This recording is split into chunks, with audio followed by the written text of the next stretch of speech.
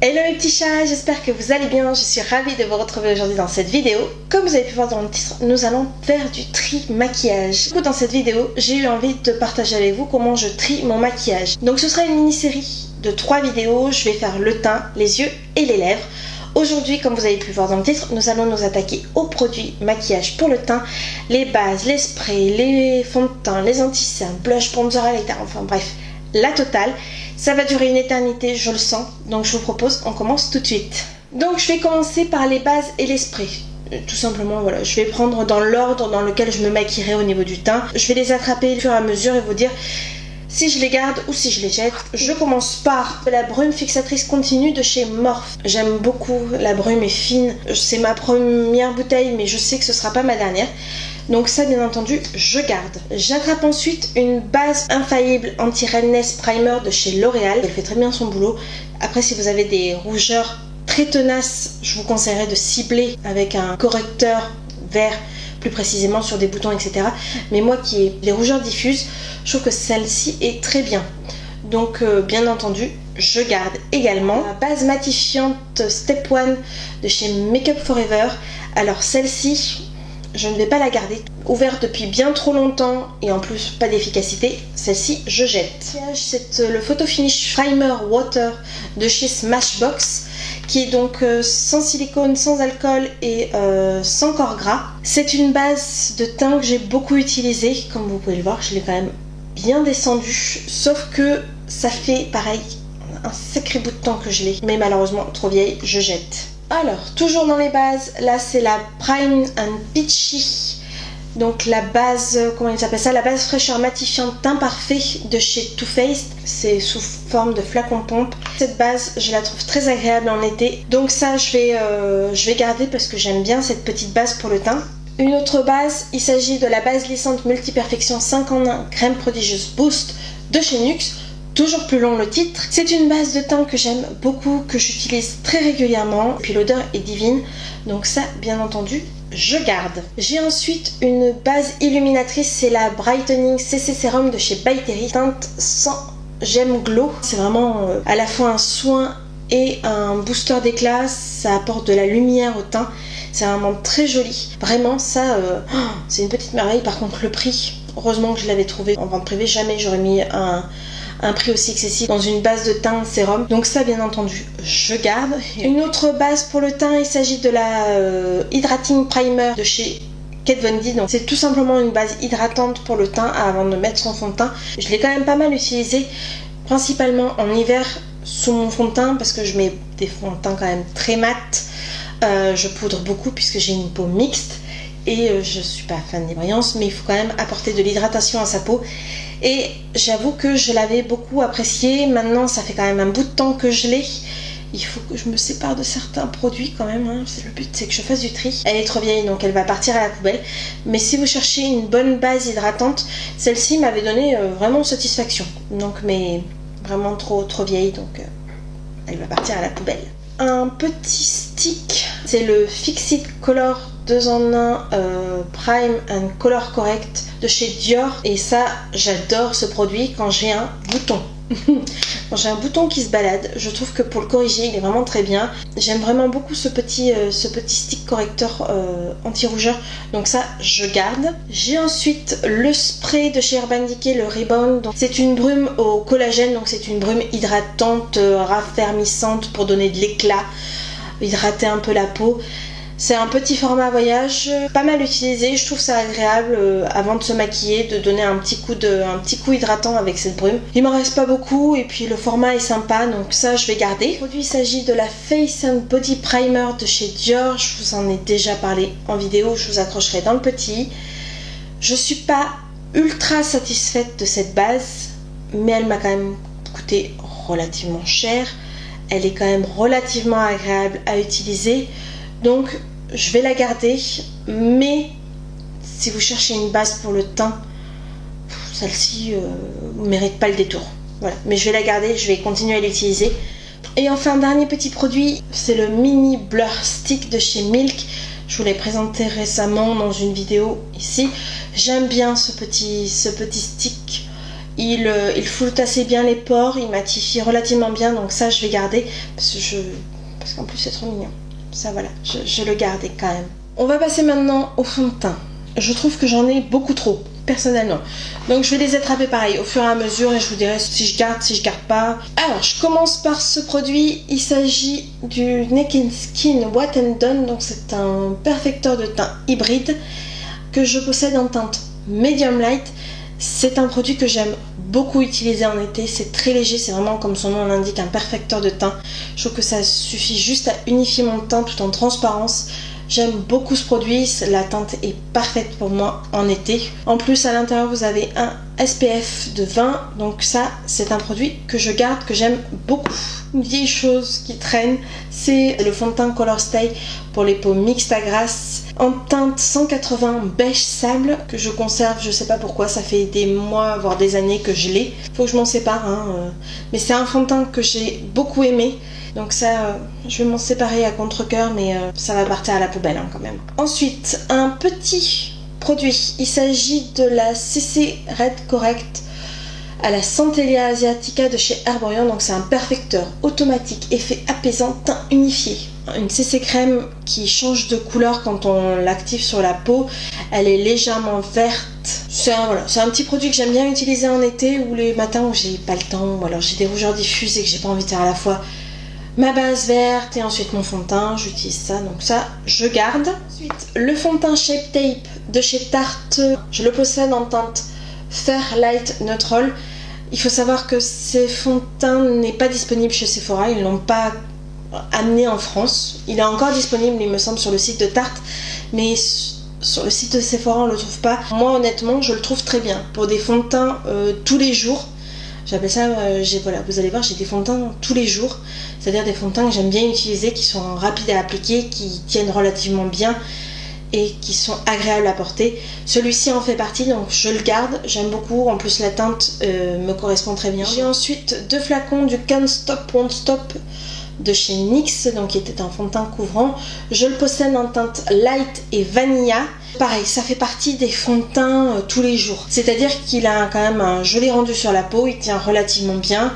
Et c'est un fond de teint qui m'a pas coûté une blinde et que ça me fait pas mal d'utiliser tous les jours. Donc ça, je vais les garder. Ensuite, j'ai le Transformat de chez Natasha Denona qui est donc un fond de teint mat effaceur de pores. Je le possède en teinte 10R Fair. Je suis pas fan de ce fond de teint. Je le trouve pas agréable à l'application. Je trouve que sur ma peau, il a pas un joli rendu. Je trouve que la tenue est pas terrible. Je vais pas le garder parce que honnêtement, j'ai beaucoup de fond de teint et beaucoup de fond de teint que j'apprécie bien plus que celui-ci. Donc ça, je vais m'en séparer. Par contre, il est assez récent, donc je vais tout simplement le donner à une amie. Mon petit fond de teint I Am Magic de chez Juvia's Place que j'aime beaucoup. Je le possède en teinte Vienna 700. Il ne tient pas la matité, c'est-à-dire que je vais briller assez rapidement dans le temps. Par contre, il tient vachement bien. C'est-à-dire que même si je brille, il va pas bouger, il va pas se déplacer au cours de la journée et il reste du coup ultra couvrant. C'est vraiment un fond de teint que j'aime beaucoup. Donc ça, je vais pas m'en séparer, j'aime vraiment beaucoup ce fond de teint. Pareil, un fond de teint que j'aime beaucoup et dont je ne vais pas me séparer, c'est le Matte Velvet Skin, donc fond de teint haute couvrance 24 heures de chez Make Up For Ever que je possède en teinte R230. Pareil, c'est un fond de teint que j'aime beaucoup utiliser. Un fond de teint que j'aime beaucoup et que je vais conserver également, il s'agit du Double Wear d'Estée Lauder que je possède en teinte 1C1 Cool Bone. Ça reste mon fond de teint indétrônable. J'aime vraiment énormément ce fond de teint. Il est tellement beau sur la peau, il est beau, il s'applique bien, il transfère pas, il maigre pas, enfin c'est vraiment un fond de teint que j'adore, qui coûte un bras, mais vraiment que j'adore, donc non, je ne vais pas m'en séparer, loin de là. Un fond de teint dont je vais me séparer, par contre, il s'agit de la CC Crème All Free Matte de chez It Cosmetics. Donc c'est une crème haute couvrance anti-pores avec un sérum anti-âge et hydratant à l'intérieur, sans huile et qui possède également un SPF de 40. Je n'aime pas ce produit. Je trouve que sur ma peau, c'est pas heureux. Je brille avec, je trouve que la tenue est pas extraordinaire. Je le possède en teinte Fairlight. La teinte par contre était pas mal du tout. Mais non, j'ai pas été du tout emballée par ce produit. Donc celui-là, je vais m'en séparer, je vais le donner à une amie. Ça, c'est le Pitch Perfect, donc le fond de teint... comment il l'appelle, fond de teint confort mat de chez Too Faced, donc dans la gamme à la pêche. J'aime beaucoup ce petit fond de teint, il est agréable, il sent bon, il s'applique relativement bien, il est mat. La tenue est pas fou, mais ça fait partie de mes fonds de teint tous les jours. Pour information, je l'ai en teinte Snow, donc ça je garde. Un fond de teint que j'aime beaucoup et dont je ne vais pas me séparer, il s'agit du Matte Base de chez Makeup Revolution. C'est un fond de teint tout petit prix et dont je suis ultra méga fan. Je le mettrai à peu près à la même hauteur que le Matte Velvet Skin de chez Makeup Forever. Il est très couvrant, il lisse bien, il s'applique bien, il tient relativement bien dans le temps. J'aime vraiment beaucoup ce fond de teint, je l'ai en teinte F2. Un produit qui est à la fois un fond de teint slash concealer. Il s'agit du Multi-Use Sculpting Concealer Super Coverage Born This Way de chez Too Faced. Donc ce produit a été sorti comme un anti-cerne, mais vous pouviez faire du contouring, de l'highlight. Moi je l'avais acheté pour faire un peu un fond de teint slash concealer. Sauf que je me suis trompée dans la teinte, je l'ai en teinte Vanilla. C'est pas un mauvais produit, sauf que la teinte ne me convient pas et que je l'utilise un mois dans l'année à la rigueur. Donc ça c'est plutôt un produit que je vais donner. Et enfin, dernier fond de teint, il s'agit du fond de teint compact. Donc c'est la Sport Bébé Compact que j'ai en teinte médium de chez Shiseido. Pareil, je vous l'ai présenté il n'y a pas si longtemps que ça en vidéo. J'aime beaucoup ce fond de teint, en plus il contient un SPF de 50 à l'intérieur, donc ça je garde. On va passer maintenant aux anti-cernes. J'ai de quoi. Donc on va faire un petit peu de tri dans tout ça, dans les anti-cernes. Je commence par celui-ci, c'est le Studio Finish Concealer SPF 35 de chez MAC que j'ai en teinte NW20, qui est un produit que j'ai beaucoup utilisé un temps. Je l'ai quand même bien creusé, je sais pas si vous verrez, je l'ai bien creusé. Ça fait quand même un bout de temps que je l'ai. Il est dans un état pitoyable le truc. À contre-cœur, ce produit, je vais m'en séparer et il va même partir à la poubelle. Ensuite, ça c'est l'anti-cerne de chez Morphe qui est donc avec un embout mousse classique qui est relativement pas trop mal. C'est pas mon anti-cerne favori. Je le possède en teinte C1.25. Je vais le conserver. C'est pas un mauvais anti-cerne, mais c'est pas mon favori. Donc pour l'instant, je vais le garder. Un anti-cerne, pareil, avec un embout mousse, il s'agit de Photo Focus Concealer de chez Wet n Wild, qui est un anti-cerne que j'ai beaucoup aimé. Je possède la teinte Light Ivory, qui est un anti-cerne petit prix que j'aime beaucoup. Donc celui-ci, non, je ne vais pas m'en séparer. Toujours petit prix, j'ai celui de chez Révolution, le Conceal and Define en teinte C2, qui est quand même un dupe, avec son très gros embout mousse là. On dirait un dupe du Shape Tape, qui est pas mon anti-cerne favori, mais qui est quand même pas trop mal. Donc je vais le conserver. Il est vide celui-ci, c'est celui de chez Colourpop, c'est le No Filter Concealer, qui est un anti-cerne que j'ai beaucoup aimé.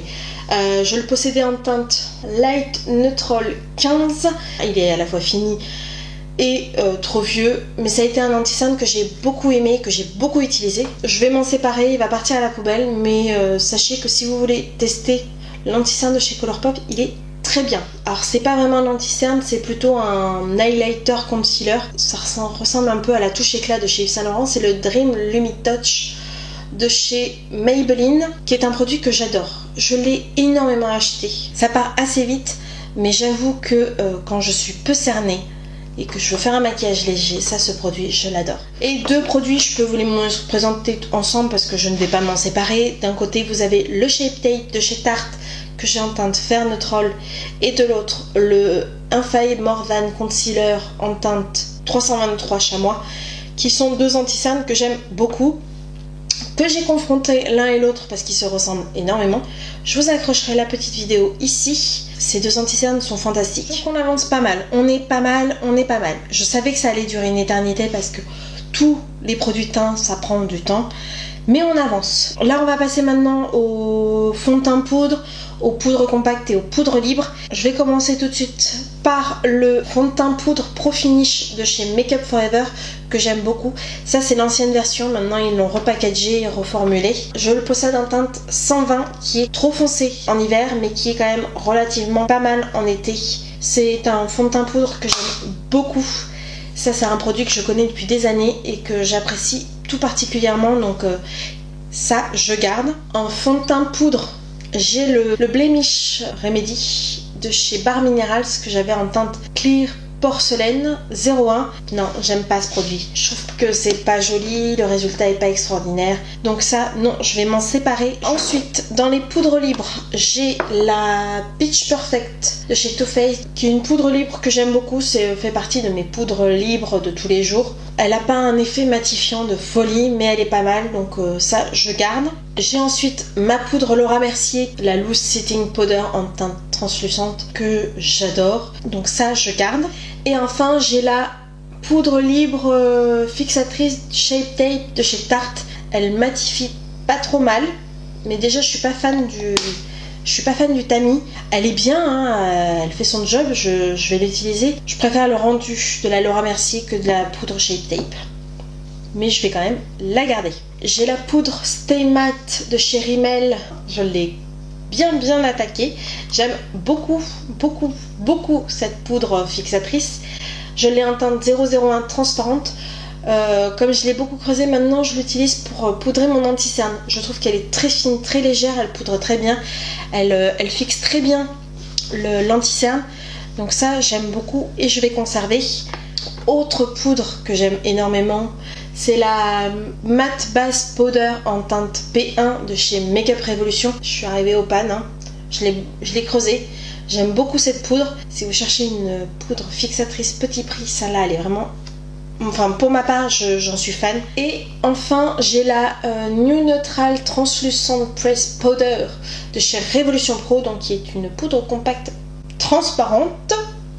J'insiste sur le mot transparente parce que si vous avez vu ma vidéo crash test de ce produit, vous savez qu'elle n'est pas du tout transparente. C'est une poudre blanche et qui fait blanc sur le teint. Donc je ne suis pas satisfaite de cette poudre. Ça aurait pu être une poudre de retouche, sauf qu'elle est blanche. Alors elle floute bien, elle lisse bien, mais elle est blanche. Alors même si moi je suis très claire de peau, donc non, ça je vais jeter. Alors maintenant au niveau des bronzers qui sont tout seuls, j'ai 4 produits. J'ai tout d'abord mon petit Chocolate Soleil de chez Too Faced qui était un format voyage que j'avais en teinte médium, que j'aime beaucoup, je l'utilise très régulièrement. Je trouvais que pour ma carnation c'était très bien, donc ça c'est un produit que je garde. Un produit dont je ne vous ai jamais parlé et pourtant j'aime bien, il s'agit du stick bronzer and contour, donc c'est le Color and Sculpt Stick de chez Sephora que j'ai en teinte 01 clair, donc qui est un stick sous forme de crème pour faire votre bronzer ou votre contouring, qui s'estompe très bien, qui ne fait pas bouger la matière. Celui-ci je le trouve très bien, donc je vais le garder. Ensuite j'ai ce produit qui est énorme, il s'agit de la poudre sauvagement bronzante de chez Etam, donc c'était la Soleil XXL que j'avais en teinte 01 beige de jour et dont je ne me sers jamais. Ça je vais m'en séparer parce que clairement c'est un produit que je n'utilise pas, qui est trop clair pour être un bronzer et trop foncé pour être une poudre. Donc ça je vais m'en séparer et je vais le donner à une amie. Ma chère palette Shade and Light de chez Kat Von D, qui est un produit que j'aime beaucoup, que j'ai creusé, donc c'est une palette d'highlighting contouring mat. Ces deux teintes là je les adore et j'ai utilisé aussi pas mal cette teinte de poudre pour donner un petit peu des points saillants sur mon visage. C'est vraiment une palette que j'aime énormément, donc non, je ne vais pas m'en séparer, elle reste avec moi. En termes de blush maintenant, tout d'abord ma petite palette Love Flush de chez Too Faced, donc qui était une palette en édition limitée qui regroupait tous les blushs qui étaient sous forme de cœur chez Too Faced. Maintenant je crois qu'il n'existe plus ces blushs là et c'est bien dommage parce que c'est une palette de blush que j'adore, que j'utilise très régulièrement. Je ne m'en séparerai pas pour eux. Ensuite, un autre produit, il s'agit d'un blush de chez Kiko qui est en édition limitée. C'était dans la collection Rock Attraction Blush en teinte 04 Pop Abricot. Ça, je vais m'en séparer, il va partir à la poubelle parce que ça fait bien trop longtemps que je l'ai, même si j'ai beaucoup aimé la couleur. Ensuite, j'ai un Cheek Pop de chez Clinique en teinte 01 Ginger Pop. Donc c'est les petits blushs qui sont sous forme de marguerite. Il est pigmenté, il se travaille bien, il s'estompe bien, il est ultra joli sur la peau. Donc non, celui-ci je ne m'en sépare pas. Un blush de la marque Anafeli, je l'ai en teinte Blush On. C'est pareil, c'est un blush que j'utilise énormément, que j'ai depuis très longtemps, mais celui-ci non. Par contre je m'en sépare pas parce que j'arrive pas à retrouver une teinte équivalente. Je suis fan de ce blush, vraiment. Un produit par contre dont je vais me séparer, il s'agit du Benetint. Ce produit, ça fait bien trop longtemps que je l'ai. Je l'utilise pas, c'est pas un produit que j'ai utilisé, c'est pas un produit que j'ai apprécié. Donc ça part à la poubelle. Un produit que j'aime beaucoup, c'est un stick blush sous forme de crème, du blush culotté de chez Etam. Ça c'est un blush que j'aime beaucoup, j'arriverai pas à m'en séparer. Je sais que ça fait un bout de temps que je l'ai, mais non, ça je vais le conserver. Et enfin, dernier produit, il s'agit d'un blush lumineux de la collection Green Me chez Kiko, qui était la couleur 02 Coral View. Je suis pas fan de ce produit. En plus je trouve qu'il tient pas extrêmement bien. Essayez de voir si ça pourrait plaire à une amie parce que moi non. Allez, maintenant on va passer aux highlighters et là j'en ai quand même 6. Moi qui me disais non mais les highlighters je suis pas très fan, j'en ai 6. Premier que j'attrape, il s'agit du Extra Dimension Skin Finish en teinte Eau Darling de chez MAC.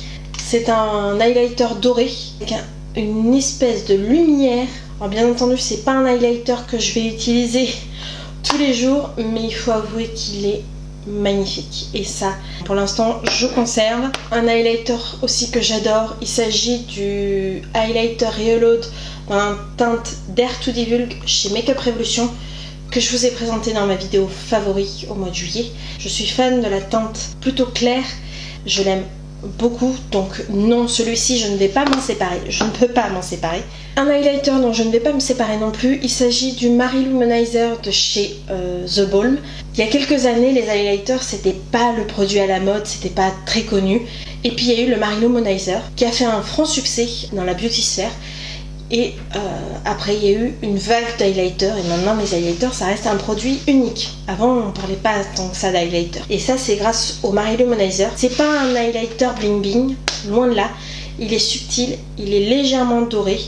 Et ça franchement si vous commencez à vous maquiller, que vous cherchez un highlighter plutôt subtil, ça c'est vraiment un highlighter que j'aime beaucoup et dont je ne vais pas me séparer. J'ai ensuite la poudre illuminatrice visage en teinte Romantic Glow 03 de chez Sephora, qui est un highlighter avec des reflets rosés qui est très très joli.